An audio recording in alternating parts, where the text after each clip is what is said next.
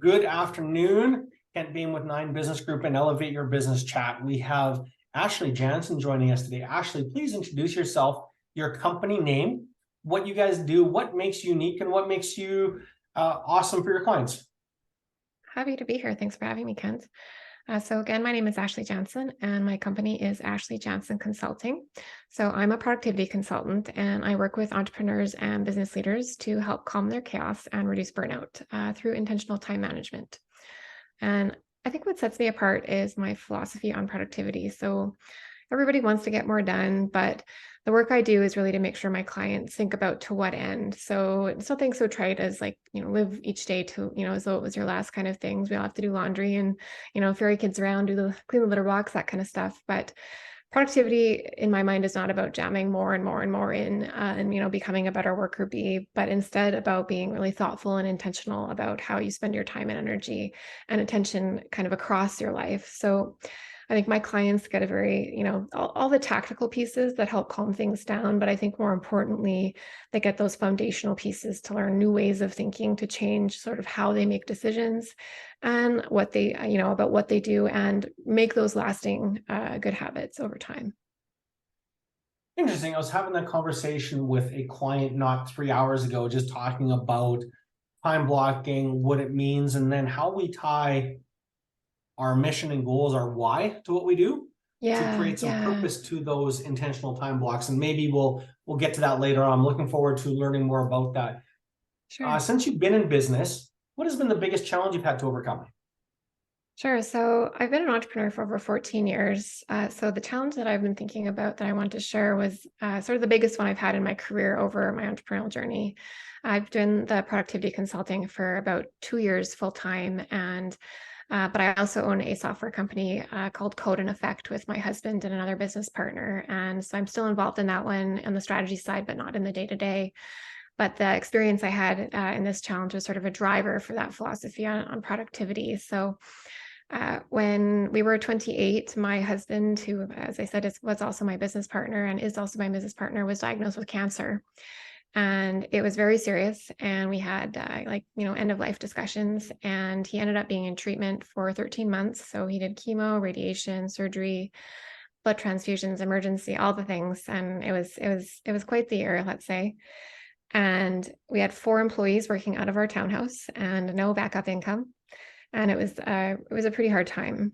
And as a challenge, I definitely had to step up, and I took over everything I could from him, found us our first office space. I figured out all the painting, renos, bought all the furniture, all of those kinds of things. And, all the things we had to do to keep our projects moving forward while he was in treatment. And we, to kind of manage that time, we got into this rhythm of organizing our life in 3-week chunks between his treatments. And one of the pieces was really figuring out how to break sort of the things that felt really overwhelming into smaller chunks that we could kind of fit into that time. And being very conscious of communicating very clearly about what was happening as necessary without getting too detailed and not wanting to scare clients, but also making sure we asked for help and grace when we needed it, leaning on family, clients, and all of that. So it's sort of this time I had to really push myself into roles and responsibilities that I might not otherwise have taken on or done, just to keep the ship moving in the right direction. So it was kind of this exercise in, I guess, learning my own resilience, maybe. And sort of the end result was we actually somehow grew our team, grew our revenue, and my husband finished his chemo and ended up having scans for 5 years following, which at the end of he was declared cured, and he's doing well and very good today. And our business is still going. So the software side of my business is still going. So it kind of became this foundational piece in getting clear on what was really important and what wasn't. And sort of that was a foundation of my philosophy on productivity. Interesting. Thank you for sharing. Can I ask one more deeper question on that? Yeah, absolutely. As you referenced that comment about stepping up and rising to the challenge, if you will, what did you learn about yourself, and then what did you learn about what you think human beings are capable of when faced with a challenge?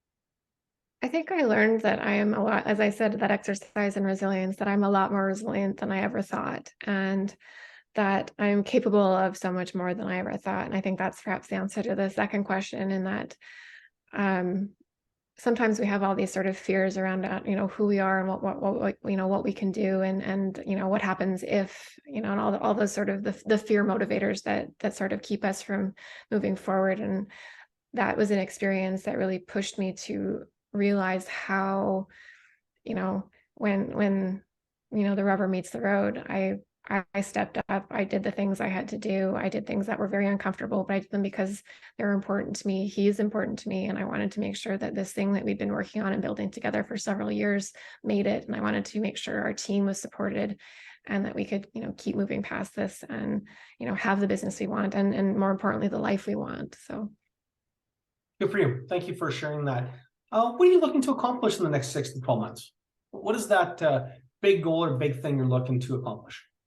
sure. So I would say that I'm looking to expand my reach. So I write a biweekly newsletter called Every Intention, which is biweekly articles on productivity, prioritization, and living with intention. And that's sort of the top of my funnel, where people learn about me and get sort of a flavor for who I am, and also learn lots. And part of that is sort of getting in front of people through that, as well as a speaker. So I teach workshops and do keynotes, and then of course the one-on-one client consulting that I also do. All right. The coach in me says that was a bit too vague. Sure. How would, in the next 6 to 12 months, how would you define that as success, though? A bigger reach. I would say perhaps maybe doubled my revenue from last year. Okay, that's good. That's a better goal. Okay, I will go with that. Excellent.